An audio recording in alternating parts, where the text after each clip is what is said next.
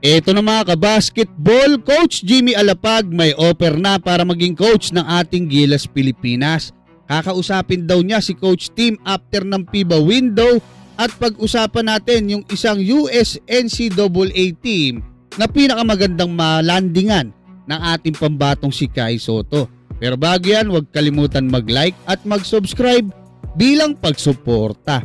Sa pinakabagong interview sa bagong head coach ng NLEX Road Warriors na si Coach Jimmy Alapag ay inamin nga nito na kaya hindi niya nakuha noon ang alok ng Executive Director ng Samahang Basketball ng Pilipinas o SBP na si Miss Erica D na siyang namamahala ng ating national team ng ating Gilas Pilipinas ay dahil nga sa commitment nito o sa mga responsibilities niya bilang isang player development coach sa isang NBA team.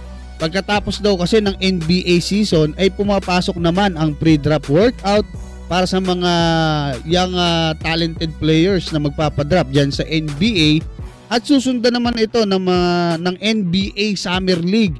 Kaya wala raw talagang time para matulungan si Coach Tim Cone sa ating Gilas Pilipinas. Pero ngayong nasa PBA na siya magko-coach mga kabasketball ay walang magiging problema dahil humihinto naman talaga ang PBA kapag may mga FIBA windows para magbigay daan. Bagaman hindi niya sinabi kung ano yung magiging papel niya sa ating national team, ay sinabi niyang kahit sa coaching staff lang ni Coach Tim Cone ay ayos na sa kanya at plano niyang kausapin si Coach Tim Cone pagbalik ng ating Gilas Pilipinas squad pagkatapos ng laban nila kontra sa New Zealand at Australia. Sa ibang balita mga kabasketball, ngayong nakumpirma na po natin na sa US NCAA nga maglalaro ang ating pambatong si Kai Sotto sa paparating nitong season.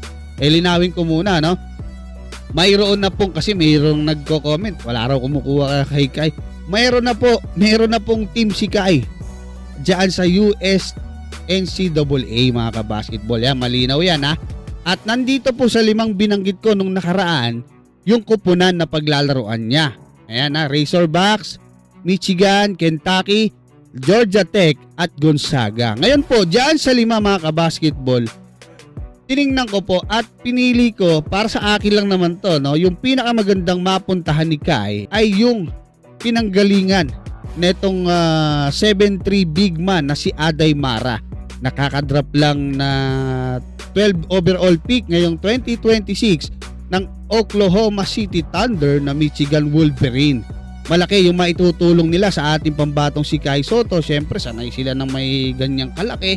'Di ba? Alam nila kung paano gagamitin 'yan. Grabe yung exposure diyan mga kabasketball. Kasi hindi lang siya, no? 3 players ang nakuha diyan sa team na 'yan ng NBA. Puro first round pa mga kabasketball, no?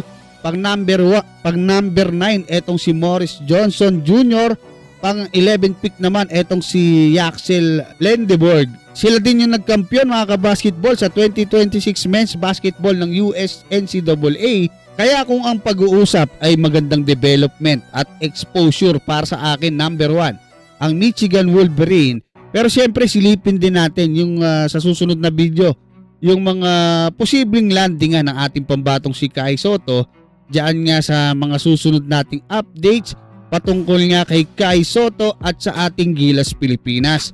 Kayo mga kabasketball, anong masasabi nyo hanggang dyan? Maraming salamat at God bless sa inyong lahat.